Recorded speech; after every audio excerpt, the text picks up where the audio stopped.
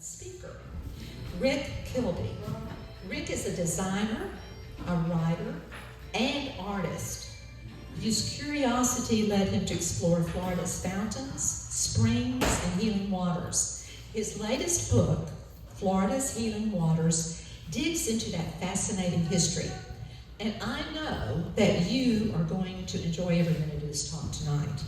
So, sit back, soak up stories, and remember this. Together, we can keep the waters flowing, the buildings standing, and the history of Green Cove Springs alive.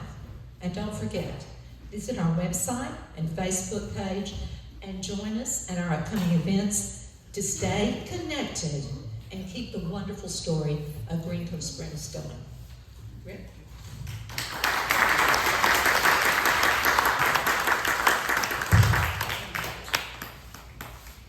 So I'm kind of short. Can everybody see me?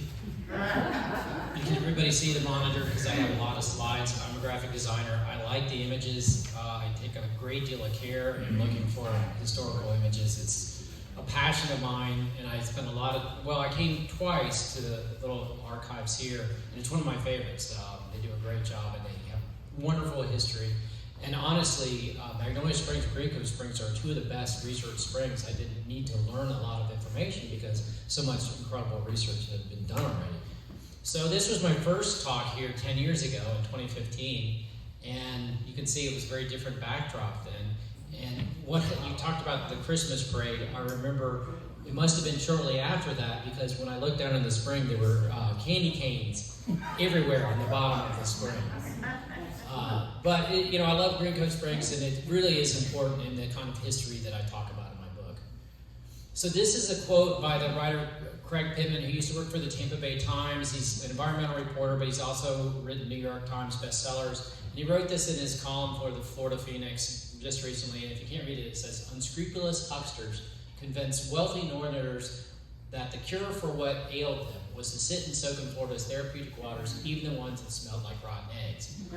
I kind of take offense to that because Craig likes to go for the low-hanging fruit, and he likes to kind of make fun, and he has a lot of humor in his work.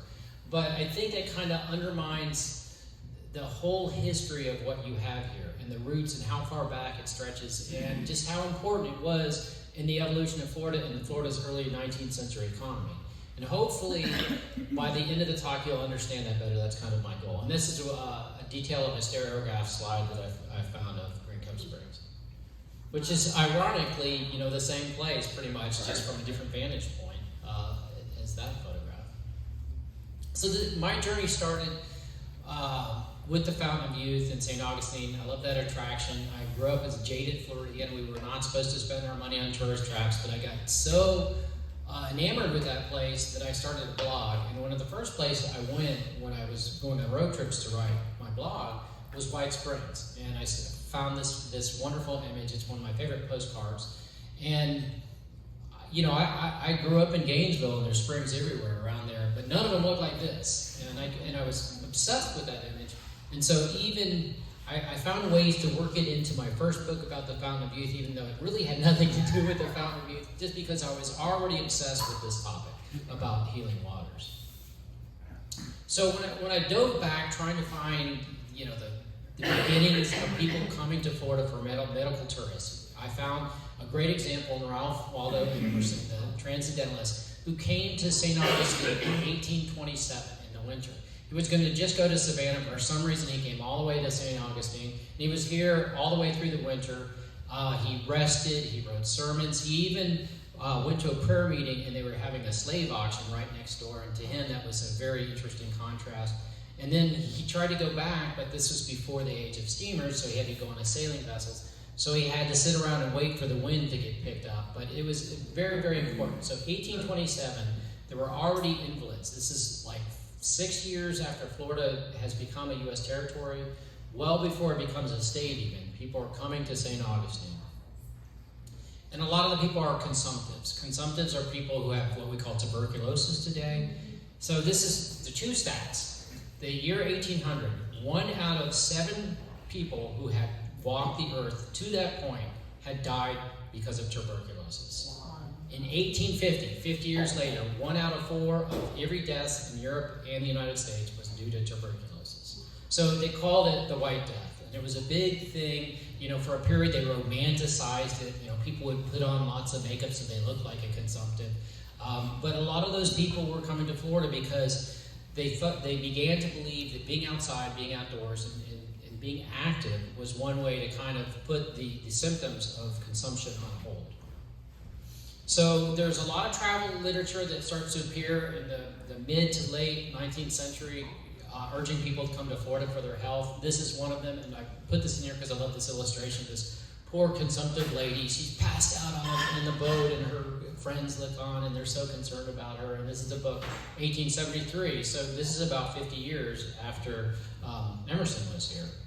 And so this is 1873 is about the beginning of the golden age of bathing, I call it. And so that's when things really start to happen in Florida for medical tourism. And a lot of the people who have money at that point are trying to get out of the cities because this is the Industrial Revolution. The cities are polluted. There's all sorts of smoke. They want to just get out of the cities. So they go to the mountains, they go to the seashore, and they go to springs.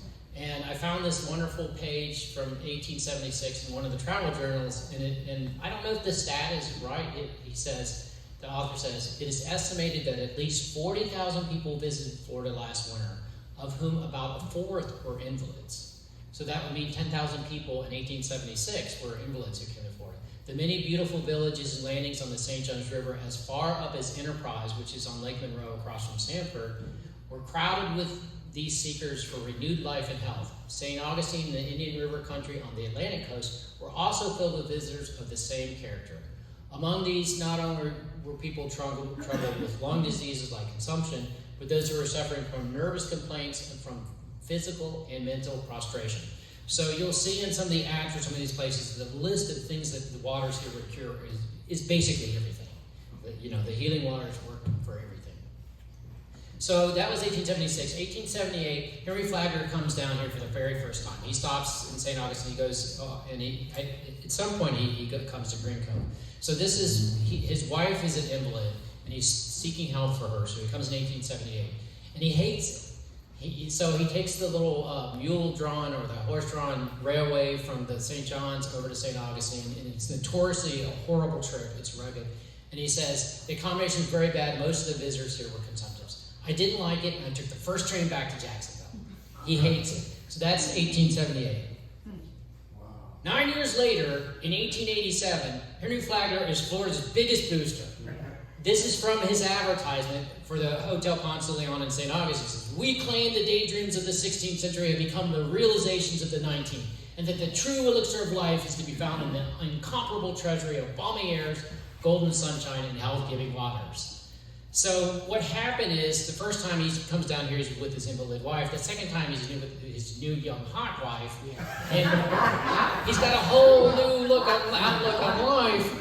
And what also has happened in the time that in those 9 years, St. Augustine conditions have improved. People are starting to pump capital in there, and what he sees is like a gathering place in Europe for the wealthy elite. And he sees the potential for that, and that's the light bulb goes off, and he says, we can make this like the watering places of Europe. And the watering place means like a spa town, basically. So back then, this is how you got here. You generally left out of New York, and you took a steamship, and you landed in Savannah or Fernandina, and then made your way through Jacksonville. This is, again, from that 1876. The usual and perhaps the cheapest upon the whole and the most comfortable route to Florida is by steamer from New York, direct to Fernandina, to Savannah, and thence to Jacksonville. Settlers coming by this route can forward their heavy baggage and household furniture by sailing vessels from New York, Boston, or Philadelphia. So two things to take, if you're poor, you're not coming here at this point. These are wealthy people who can afford to spend the season in Florida. And so the fact that they're shipping furniture tells you they're not coming for a weekend.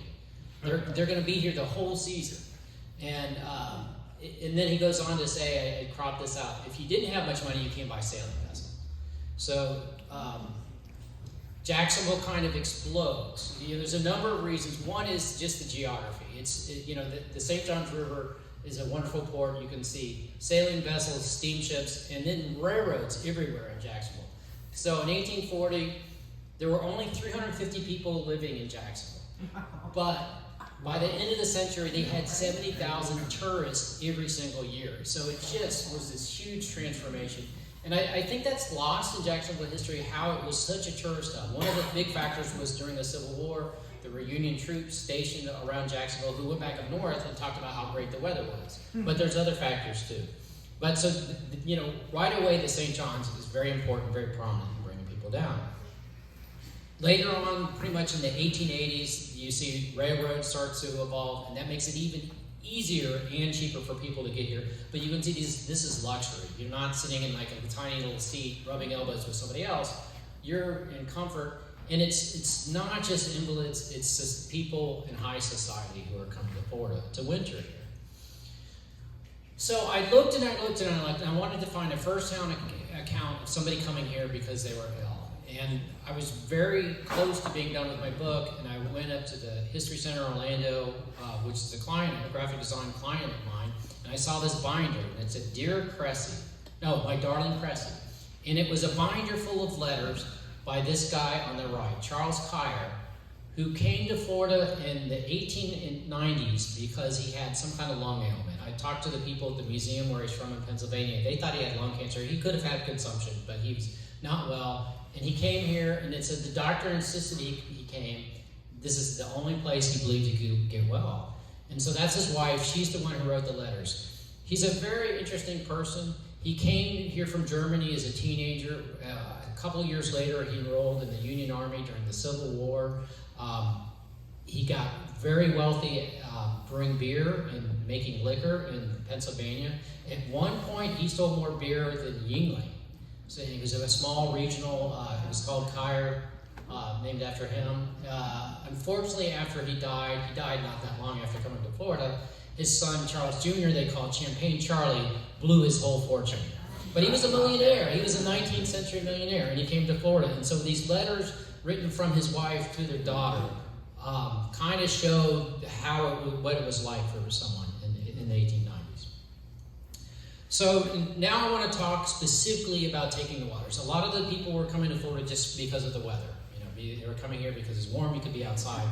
But there's this long tradition of believing that waters have healing powers, going back across cultures across the globe. So taking the waters means bathing in and drinking the water. And these are the places that I talk about that had spas. So there are over 1,000 springs in Florida. I found 22 that had spa facilities, or at least were written about. Some of them may have been short-lived, but others, like Green Cove Springs, were very important places in the state's history. So I had to break them up to classify them. The ones that developed first were the ones in orange along the St. John's. St. John's, was like the superhighway into Florida. You came on a steamboat. That's what you did when you came to Jacksonville. You went upriver on a steamboat. And so they were accessible, and they developed first. The ones in blue are kind of the middle Florida area along the Swanee, and that's really in Springs country. But because of their geography, they didn't really develop until railroads were able to get to them. And because it was just too rugged to get there on horseback. So that they developed later. And the ones in greens are along the Gulf. The ones in the northern part of the state are a little bit different. But an important thing to note, that below Wekiwa and Altamont Springs, that's really considered South Florida. We call it Central Florida today, but because of the Seminole Wars, it was just the unknown. It developed so much later than the northern part of the state. So the ones on the southern part of the state developed far later than the ones along the St. John's. So I want to talk about 5 of those. But first, a little bit more about taking the waters. I wanted to understand the tradition because I believe the tradition here at Green Cove Springs goes back thousands of years. So cultures across the globe, the ancient Greeks, they found a spring, they built a temple there. They believed that there was a god or goddess, that had healing powers there, and you could be healed by bathing in the springs and where the temple would be. The Romans put baths all over their empire. They were huge bathers. Some of those facilities still exist today. My wife and I went to Bath, England, because not only do they have the Victorian bath, they have the Roman bath. And so you see 2 different eras of the whole bathing tradition that is fascinating. They still have lead pipes that were made by the Romans where the water flows today. And it's the same kind of spring water we have in Florida, a little bit stinky. So the bathing tradition goes, you follow human history in the Dark Ages, it kind of almost dies out, but then it starts coming back during the era of Enlightenment. So like in colonial times, they started having these places in England called stews. Like you sit in there and stew, where you can see they're playing board games, they're writing, they're reading, it's like you're just hanging out for the day. So the bathing tradition comes back very, very, very strong. One of the big factors was, are you familiar with the term the Grand Tour, where people from England would go back to the rest of Europe and discover the antiquities of Rome and Greece and stuff like that? Well, they would discover these spa towns, and it came back and it got incredibly popular in England. So if it's popular in England, we're going to have it in the United States during the colonial era. So this is Warm Springs, Virginia. Thomas Jefferson spent 9 days taking the waters here. Robert E. Lee spent time taking the waters there. And that's my wife taking the waters there. Worried the whole place is going to fall down on her because you can see there's big cracks. And so it was only a couple years after we were there that they tore the whole thing down and rebuilt it. It's owned by the Omni Corporation, but it's a great preservation story because it looked like it was going to go away. But there's so much history there. And it was very interesting. There's nothing like the springs in Florida, but this was close. You just don't, there's not a big cave where the water comes up. It was really very difficult to find where the water emerged from. But you can still go there and take the waters today. We also know that there was an indigenous tradition in Florida that believed water was sacred. The Timucua people had this word ibi, and that they have stories about how water was important and the spiritual component of that. And there's Seminoles apocryphal stories too, that when they came into the presence of a spring, if they were fighting against anybody else, they would put their hostilities aside because this was a sacred place. So that was here. So before the Civil War, we know that early settlers congregated around the springs. They probably had tents. They made some log cabin hotels. People believed in that healing tradition, and there wasn't a whole lot of medicine in Florida, so people came to springs. There just wasn't the kind of facilities that it would take to attract northerners. So this is a very, very early drawing of probably the spring run right here in Green Cove, and you can see how crude it looks. And there's a guy kind of swimming across. One of the things that changed, this is Harriet Beecher Stowe. And you're familiar with Harriet Beecher Stowe? I had a place in Mandarin. I like to talk about her because she's a distant relative. So I like to get my brags in as much as I can. So she wrote a bunch of articles. She was doing this full-on campaign to get people to move to Florida. She and a bunch of other abolitionists from the north, her friends, were very political, and they wanted people to move here so that they could kind of take control of Florida. So that movement was kind of based in the Jacksonville, Mandarin area, and she wrote this book called Palmetto Leaves, which is about her time in Florida. And she wrote a chapter called The Grand Tour Upriver. So she's equating the trip up the St. John River to the Grand Tour of Europe. It's equivalent in her mind to doing the same thing, which helped promote the idea of going upriver even bigger. So the first spa you would have seen as you went upriver was this amazing Magnolia Springs Hotel, built in 1881. There were a number of hotels before this one, but this was the biggest one. There's a great account on the Clay County website that somebody wrote about how the band would greet you as soon as you got off the steamboat, and they would take you by carriage up there. They had everything you could want. They even had a dark room. This is the era when photography started to become very popular. So they had everything you could ever want. They even had a pool, an indoor swimming pool. This is the earlier version of a hotel. It was built by a guy named Nathan Benedict, who ran the New York State Insane Asylum. He came down here before the Civil War and started advertising it for consumptives. So in the 1850s, so that's very, very, very early. During the Civil War, the hotel is used by both the Union and the Confederate forces. But one of the doctors who comes here when it's in Union control is Dr. Applegate, who is very popular. I'm sure you've heard of his name. So this is the interesting thing. There's a guy named Bert Vanderhill who wrote an article in a scholarly journal in the 1940s called The Spas of Florida. And he calls Magnolia Spring a pseudo-spring, meaning it may not be a real spring at all. So my belief is there was probably a small spring here, but there's a lot of evidence that it was supplemented with wells. And a spring is basically water from the aquifer that bubbles to the surface because of hydrostatic pressure. A well is basically reaching into that same pocket of water and just bringing it up, by drilling a hole in the ground. It's the same water. So we know that you can look at the property records and you can see during different times they drilled wells on the property. So it's hard to know where they're drinking the water here, whether that was the original spring or that's a well. And so I'm not sure we'll ever know. But a lot of these places, like Magnolia Springs, bottled waters, and they sold it all over the country. It was a very well-known brand. Again, these people want to have recreational activities. Being outside is very important. That bunker that they're golfing out of, that was a trench that was dug by soldiers during the Civil War. They have a concreted, as they say in the little thing, tennis courts. These are the wealthy people, and they want pursuits, and being outdoors is very, very, very important. So then when the railroad came, it was, a game changer again for a lot of these places, allowing even more people to come. You can see that beautiful little train station. Don't you wish that still existed with the little gabled roof? And this is how you got from the train station to the hotel, this little mule-drawn trolley. And I love this, the girls sitting on the steamer trunk. Again, they're not coming for the weekend. They're here for the long haul because there's a lot of luggage in there. A great hand-colored photograph.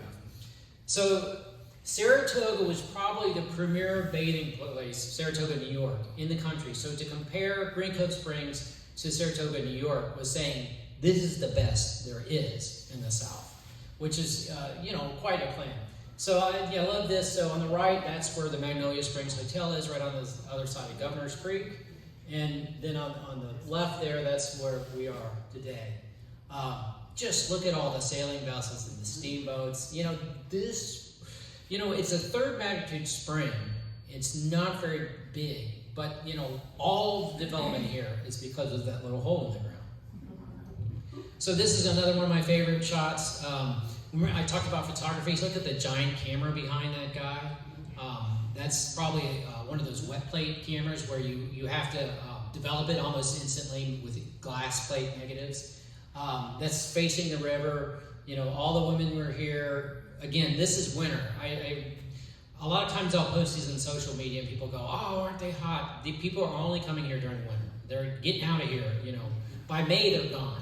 Because forget it. We're not safe. There's no air conditioning. There's no fans. We don't want to be here. We're just winter people. So, and it was also the Victorian era. You didn't show any skin. You just didn't. And a lot of times, if your husband died, you'd have to wear mourning garb for like a year, and then maybe after that you went to dark purple, and then maybe to dark blue, but so the lady with the parasol looks like she's in some kind of mourning garb. This is by a well-known photographer named George Barker, a stereograph image, looking the other direction to the Clarendon Hotel, which was the premier hotel in Green Cove Springs until 1900 when it burned down.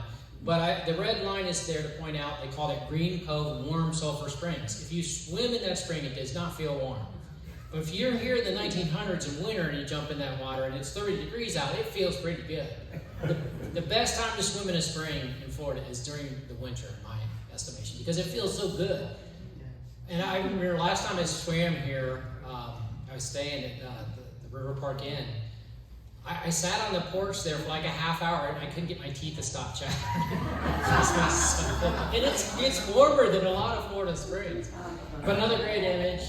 You can see how kind of undeveloped it is with palmettos and things still about. There's the inside of the hotel. Again, they had all the luxuries. They had both billiards and bowling inside. And they controlled the water. So Harris and Applegate were the owners of the hotel. And Harris would go up north and sell the water, and Applegate would go and talk about the therapeutic value of the water and how it did all these miraculous things to you. Like, here's the list: rheumatism, gout, scrofula, dyspepsia, paralysis, neuralgia, all nervous afflictions. It's one I can't read. Eruptive diseases, kidney disorders, and general debility. Eruptive diseases, I don't want to get in the water after that person dies. So here's what it costs. So in 1874, 75, 76, and 79, it was $4, and then Eventually went down to between $3 and $3.25, which is I think the comparable to about $100 today. That seems really cheap though, but it was not cheap by their standards to stay in Clarington because of the level of amenities offered by the hotel. So back to the Kyers, my story of the people from Pennsylvania come. Their home base is Jacksonville. They have a doctor there that they like, so they're traveling by train all throughout the state the whole season. So they come to Green Cove Springs and they stay in the Hotel St. Elmo. That's what it's called then. And the letter says, Papa seems to like this place better than any place he's been yet. But you know the path they used to have along the river between Magnolia Springs and the spring in Green Cove? He decides to walk that the first day, and it wipes him out. So he's sick, and they have to leave and go back to Jacksonville because it makes him so sick. But it's a very popular thing to do that promenade back and forth on St. David's Path between the two hotels. So that was March 1893. So the Hotel St. Elmo was also known as the Morganza Hotel, also known as Rivercraft, and also known as Rivercroft. There was, at one time it got bought by this hotel in New Jersey that was on the beach called Seacraft or Seacroft, and so they kind of kept rebranding it again and again and again. Very distinctive though with the architecture, the striped roof, and there's our trolley again going down the street. So here's some of the things you could do when you came to Green Cove Springs back then. Boating was really big. So it's, there's a lot of the people coming to Florida at that time are hunters and fishermen. So that's very popular. I'm not sure if that guy on the upper right is much of a fisherman. He looks like he's showing off to those girls to me. Harriet Beecher Stowe writes about the hunters, how they shot everything that moved, and she was at that point worried about the ecology because there were times you would go out and wouldn't see any alligators because they had shot them. And you can see they're just put them out for trophy. And then the upper left, if you can't read the writing, it says this is where we got ice cream. One of my favorite things. So that's the kind of stuff. And then Harriet Beecher Stowe writes this: life at Magnolia and Green Cove seemed to consist mainly in living. There is a delightful, soft, dreamy air of these days, something that inclines us to sit in the open air and imbibe, to wander aimlessly, to dream, to feel happy without asking why or wherefore. The young men have yachts and hunt fish, but all in a quiet sort of way. The ladies walk backwards and forwards among the cottages that face the river, and sit here and there in groups, chatting, reading, and so on. What a contrast to the confinement, the close-heated rooms, and constant coughs and colds and fevers of northern winters. She's trying to get people to move down here the best she can. She was a rock star. There's an apocryphal story, and I'm not sure it's true, that when she met Abraham Lincoln, Lincoln said, "You're the little lady who started the Great War."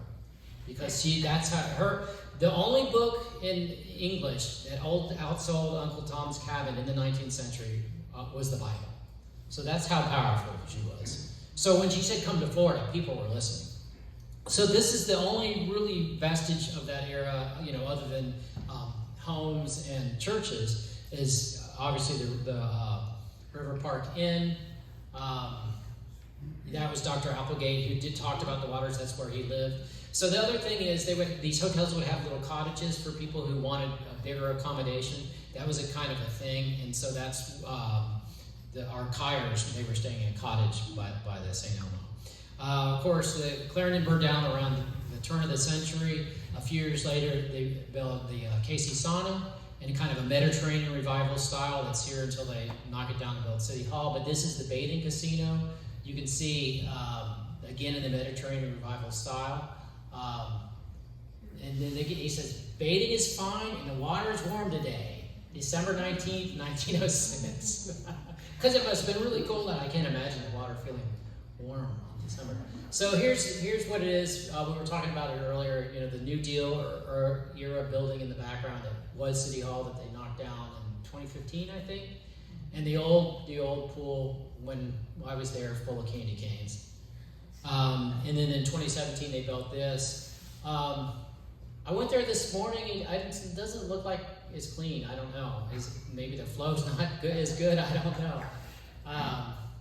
know. Springs are ephemeral. When there's more rain, they flow more, and the more they flow, the more they push the stuff away, the cleaner they look. So I don't know what's going on with it.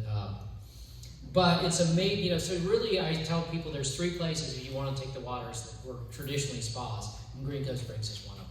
Pat Sickles used to tell me that there were people who had come from Europe who had heard of Green Cove Springs as a place to bathe, even though nobody has really used it that way for 100 years, but would hear about it and come over here in order to bathe there, because it's still a big thing there. So next one I want to talk about is the one that was really relying on railroads, and I think the two biggest places for bathing during that era were White Sulphur Springs, or the town of White Springs, and Green Cove Springs. It's off the Swanee. Again, in one of my favorite photographs, I superimposed this type on here. I always wonder, who's sick in this group? Who's healthy? Like the one guy leaning over, he's obviously healthy. But see the guy with the design on his bathing suit? If you look at his leg, it's withered. And it's like something wrong there. And notice the safety lines. I'll point those out. I'm going to talk about those a little bit later. This is like the postcard I showed you at the beginning. So this building was built early in the 20th century by a Confederate widow who was really kind of nationally known because she was a teetotaler, and she talked to all those groups who were against drinking alcohol. And so she was very well known. She bought it, and she hired some architects in Jacksonville to build this huge elaborate structure that had a gift shop, a concession area, examining rooms. Was perhaps the biggest structure in Florida at any spring. And 4 floors of people. Back then, bathing was generally segregated by gender, so very rarely, there's a couple women there on the left, but mostly it's women on one side, men on the other, and in the bathing lines. So there's a little rendering of the building. The Library of Congress did survey of the building before they destroyed it. You can see in 1969, it's looking a little bit rugged. And what had happened is White Springs really boomed as a destination like Green Cove for a while. And then as it fell out of favor, it became more like there was a hotel there that was known for its chicken dinners. So people will always go there for the chicken dinners, but it starts to fall out of favor. The town starts to go downhill. And the most recent thing that has happened with White Springs is there was a guy in the Florida legislature who tried to take away the city charter so it would be unincorporated because of controversy with the city commission. And it's a lovely little town. Has anybody been to? There's great interpretive signage, so you can tour it and learn about the bathing path. The sad thing is the spring very rarely flows. It dried up. They diverted the water, so it looks like that. The part on the top is new. It's part of the state park there, Stephen Foster State Park. Last I heard, it was all fenced off. You couldn't even go there because it was damaged, I think, during one of the storms. And so originally that was called either Upper or Lower Mineral Springs. So just upriver from that on the Swanee was Swanee Springs. Very famous as well during that time, relying on train travel. The list is long of the things that would cure rheumatism, gout, malaria, indigestion, nervous dyspepsia, constipation, jaundice, female troubles, eczema, and all blood afflictions, etc., etc. There was a couple brothers who owned hotels in Atlanta, and they bought it and built a series of hotels there. So that's the older hotel that eventually burned down. Sadly, what happens to most of these places, they're made out of wood and they burn down. And so that's why so few of them exist. And that's their train station. Again, wonderful architecture. It's made of native rock there. I wish it was still there. It's super cool. It's the closest kind of big town to it is Live Oak. And so the difference between Swanee Springs and the other places I talked about is it was like an all-inclusive resort. And the town never developed around it like it did here in Green Cove Springs. There was no church, there was no infrastructure, there were no schools, there was just the resort itself. So there was a lot to do with the resort, but there's no town. So you can see that there. That's the later hotel that eventually burned down again. But our friends the Kyers visit there. So they're, again, traveling all over the state. They go as far south as Indian River, and this is probably as far west as they go to Swanee Springs. And they were there March 25th, 1893, and they wrote, "The place where we are now is very lonesome. One hotel and about 16 cottages are here. The cottages belong to the hotel. We have no church, no stores, only the hotels and springs." So I think that kind of hurt them. Eventually they have to be open all year long to try and compete. So then you're really going after locals more than northern tourists. But eventually it went away. But some of the cottages still exist. They're just kind of boarded up, and you can see they're not as nice as the cottages they had at Green Cove Springs, but it's remarkable that they still are extant. A great candidate for historic preservation. And, you know, they built this big kind of walk wall around the spring basin to keep the water level high. And, you know, in the old days, they had like a bathhouse at the top. That's long gone. But the rock wall is still there.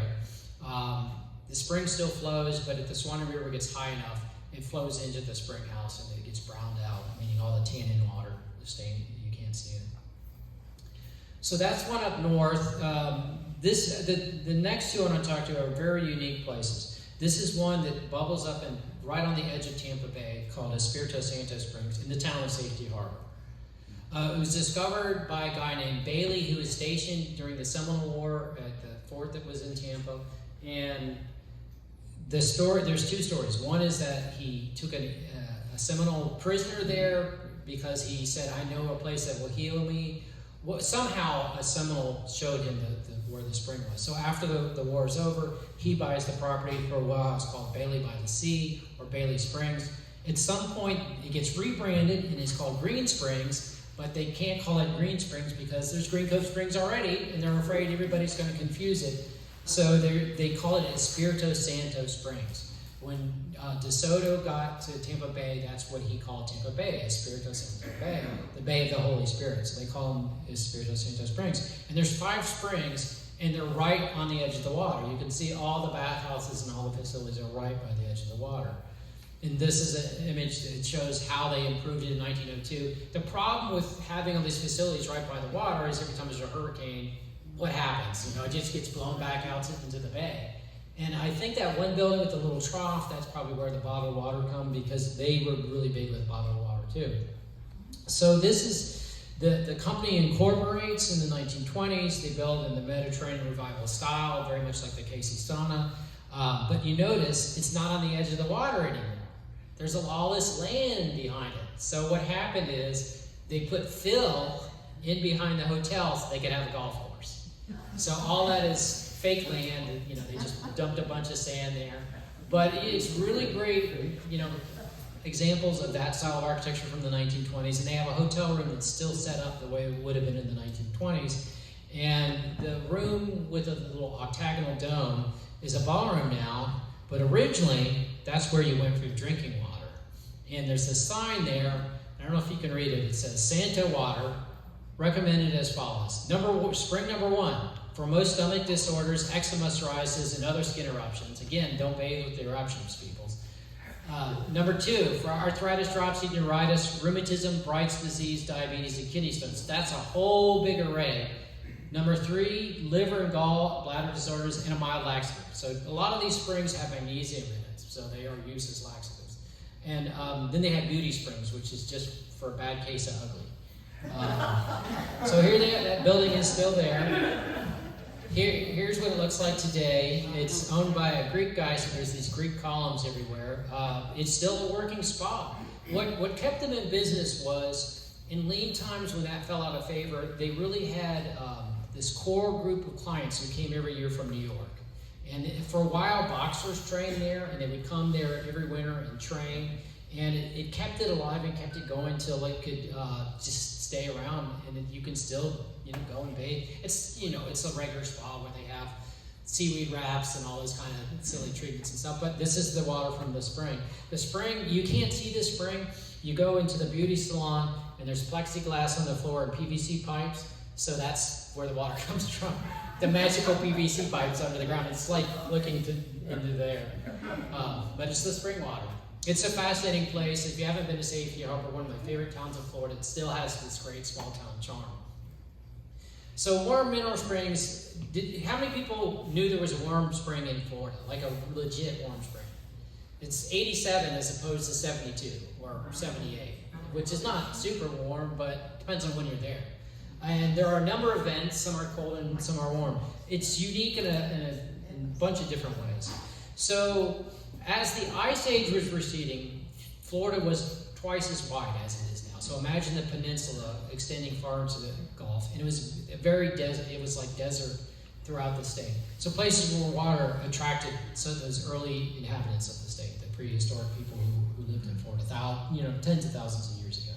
So the image on the right is a cross-section of the spring. So where that little ledge is in the hourglass shape, there are caves with stalactites and stalagmites full of incredible fossils. So human remains, ceremonial buried things, giant sloths, saber-toothed tigers, mastodons. They found a saber-toothed tiger skull with a spear point in it. So we know that the people existed at the same time.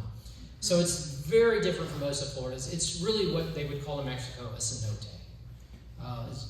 And so this guy is a character in the 1950s, just as scuba technology is emerging.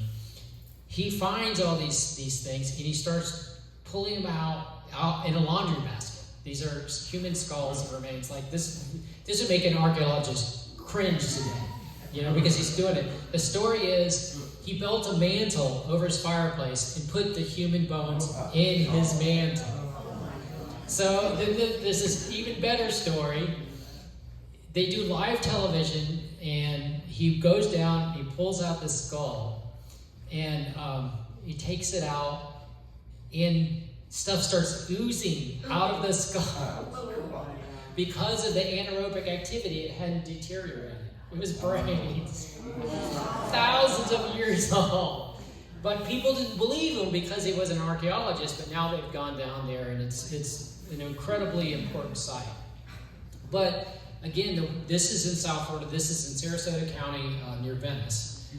This is 1875. So this is comparable when people were living the high life in the Clarendon and Rincon Springs. People were camping in tents because there was so little development.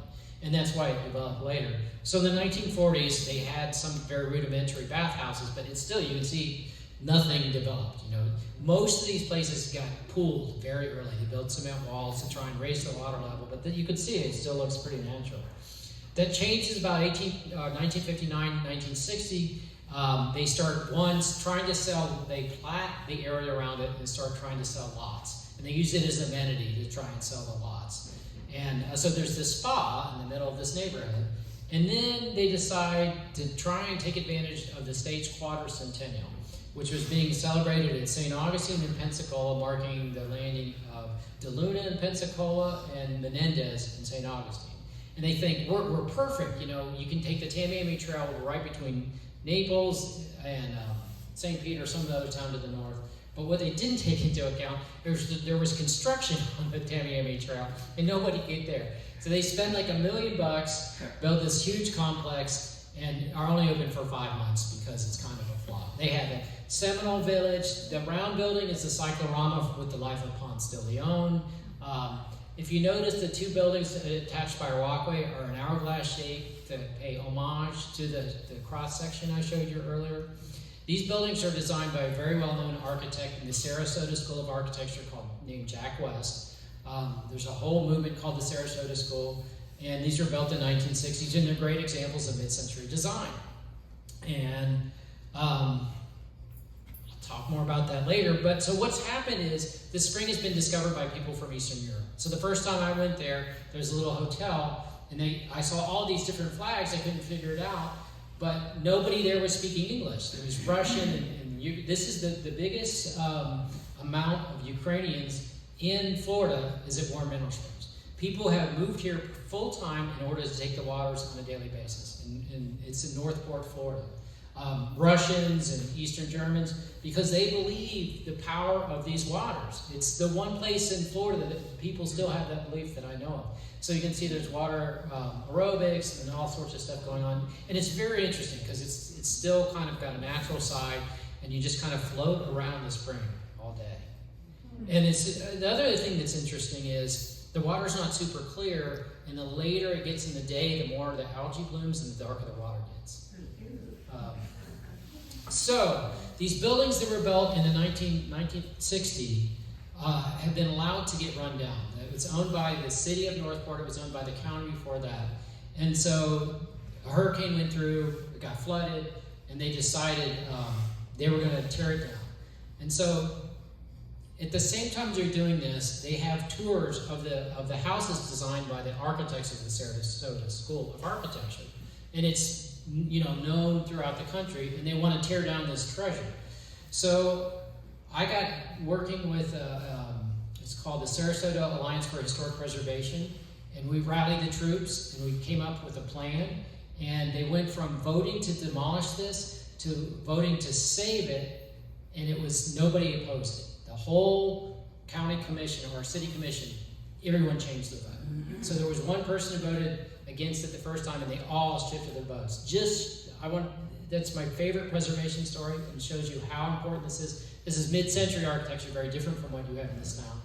But it's going to be a little bit different because there's nothing they can do about the waters coming up. So what they're doing is they're daylighting the building so that water, if you get a flooding event like a Hurricane Ian, the water can still go in there, but it's not going to damage anything. There's not going to be drywall and electrical stuff.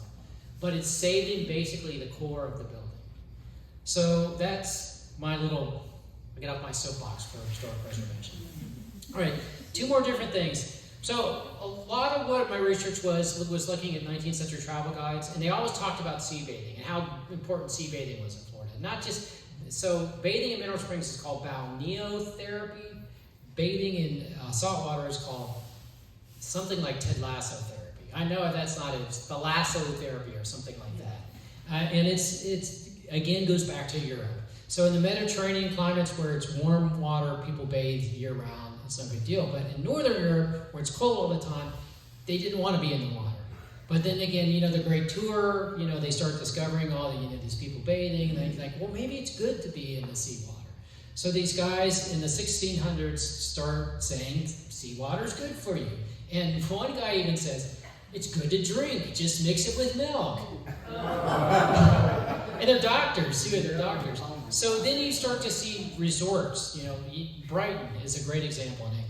They're in northern France and Belgium, these seaside resorts, the big Victorian seaside resorts start popping up. And they have this whole thing where they have bathing machines and attendants, and people really don't know how to swim, so the attendants take you and they dump you in the water to about drown, and then they'll pull you back up before you're gone. It's a big thing because they believe it's good for you.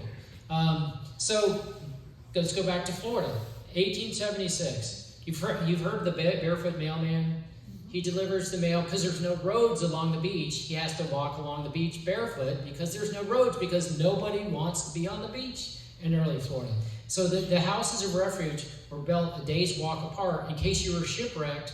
There's nothing, there's no cafe, there's no gas station, there's no Wawa. If you were shipwrecked, you would die because there's nothing to eat or drink. So they built these houses of refuge along the beach for people in 1876 who, if in case they were shipwrecked. So what changes? Henry Flagler changes it all. So I have this here for the contrast. Two different views of Henry Flagler. The big color image is from one of his ads. Like there's this light from heaven shine on the Florida coast because Henry Flagler is so awesome that his railroad has opened the entire state all the way to Key West. And the other one is like, this guy's like an octopus. He's absorbing Florida, and like there's a little kid in a train and his tentacle has slashed him in half. So, two ways of looking at Henry Flagler. But there's, his impact you can't argue with. So this is another one of my favorite images because this is Palm Beach. And you see one little building off in the distance, and it's otherwise like a state park, or because there's no development at all. And these people are all in their beautiful Victorian clothing. You see the safety lines going out to sea, and the whole reason there were safety lines is because most people at that era did not know how to swim. The unwashed masses, people who could not afford indoor plumbing used lakes and creeks and streams for bathing purposes, and the genteel folks didn't know how to swim until around 1850. It started to become popular as being outdoor, and exercise started to become popular. So you started to see books like this, How to Swim, and around the mid part of the 19th century. But you see again and again and again these images of bathing lines with people holding on to them because they believe it's good to be in the water, it's healthy, but they don't know how to swim yet. So what starts to change is Flagler starts to build saltwater swimming pools and then regular swimming pools at his hotels with swim instructors. So people start to learn how to swim, and it becomes more about recreation than it does about therapy. So this is an ad. I wish I could find a better one that's not cropped. that talks about ocean bathing. It's also called sea bathing or surf bathing at Flagler resorts, and Turkish baths, which is Turkish and Russian baths, or steam baths, which is a version of using just regular tap water. Another rabbit hole I fell in was hydrotherapy. So if spring water is good for you and seawater is good for you, what about just regular tap water? Well, there's a long tradition just using regular tap water called hydrotherapy. And one of the biggest practitioners, does anybody know who that guy is? Kellogg. He's a wacky dude, just a wacky dude with wacky beliefs. If you've seen this movie, anybody see The Road to Wellville? Yeah. It is so crazy. But he wrote a bunch of books about hydrotherapy. You know, there was this movement called water cures, where they were basically retreats where you would learn hydrotherapeutic practices. And the biggest sanitarium, that for people who had consumption or other diseases in the country was probably the one in Battle Creek, which Kellogg really started. And so the inset is from the movie, and the big black and white picture is from the real thing. You know, he went there, and his whole belief was you needed to change your lifestyle. You know, and somehow in that he got cornflakes. You know, I'm not sure, but he was ahead of his time in some ways. He was wacky in others. But of course, you know, he had to have a place in Florida, and he did. It was called Battle Creek Sanitarium in Miami Springs, because all those guys have to come to Florida eventually. But I have the hydrotherapy in here because they wanted the Augustine. Have you guys been to the Lightner Museum in St. Augustine? They still have the hydrotherapy equipment there. And I've only found a couple places, this and the one in Tampa, that Henry Plant built, the big one that's the hotel there, the Tampa Hotel, now it's Tampa University. So let's see, hydrotherapy, mechanotherapy, electric therapy, tonic baths, Turkish baths, steam spout baths, Roman baths, Russian baths, hydroelectric baths, spout and massage baths, saline and so forth, like you name it. Anything with water you can do there. And that's some of the equipment today, and that's the archival image. So I think a lot of it is they believe there's impurities in your body, and if you hit it with water pressure hard enough, it would come loose, and you would shed that, because you know there was still a belief in the four humors for a while, and getting those things loose. So the thing in the back is called a needle shower, where showers would come at you for all these different angles. There's a better picture of it. And so those facilities are still there today from when hydrotherapy was a big thing. And I geek out on that stuff. So big conclusion. This is another reason why I think it's important. Hampton Springs was one kind of in the Big Bend area. It was owned by a railroad owner, big, huge resort. You can see the area where the horseshoe kind of curved area where they're getting their own bottled water to drink, and then a swimming pool. Eventually, as it fell out of favor, it was used for training for military people during World War II, and of course it burned down. It was Mediterranean revival style, like the Casey Sauna. This is a photo of what the remnants, the vestiges of look like today. My friend John Moran and this other photographer David Moynihan light it up, and they do a bunch of different shots and they put it together in Photoshop. And to me, this has a mystical, magical quality. And you can see that's the horseshoe area where people would get their drinking water, and the other side is where they would swim. It's a county park. Well, so what was happening is they were concerned about somebody getting hurt. That is Taylor County. So they did this. They filled it in with chunks of concrete, and basically just to avoid a lawsuit. And people who lived there were so outraged that they got to come back and take all the concrete out. And so what happens is they put a fence around it, and some guy comes with his truck and pulls it down, and they put it back up, and it's this constant thing. But to me, these are important places in Florida history that need to be preserved, not filled in with chunks of concrete. There's a direct link to all these places throughout time and cultures across the world that believed in the healing powers of water, and we have our very own examples of that in Florida, and they are super important to our state. In 2022, all these spa towns, so to qualify as one of these great spa towns, it had to be started by the ancient Romans and have facilities there that are still in use today. So 11 different places that were great spa towns of Europe are now a UNESCO heritage site. And it's very fascinating. I was looking at their Facebook page today, and it's amazing the facilities they built and how people still believe it today. There's this new wave of people wanting to have medical tourism. They don't call it medical tourism. They call it, there's a new, like, calm tourism or something like that. There's sleep tourism and calm tourism, and it's all about wellness. It's not about, going to get a cure. It's about being well. And these are two articles recently from the New York Times. U.S. hot springs on the hot end of the scale, and then cold plunges are really popular again. So that maybe there's something to these things. In Europe, where they have socialized medicine, you can spend 2 weeks at a spa and not have to pay for it because it comes with your medical care. They never stop believing it in there. And then, other places like Japan, they have this whole hot springs ritual. It's part of their culture, and it was part of our culture for a while until it fell out of favor. That's it. I'm open for questions.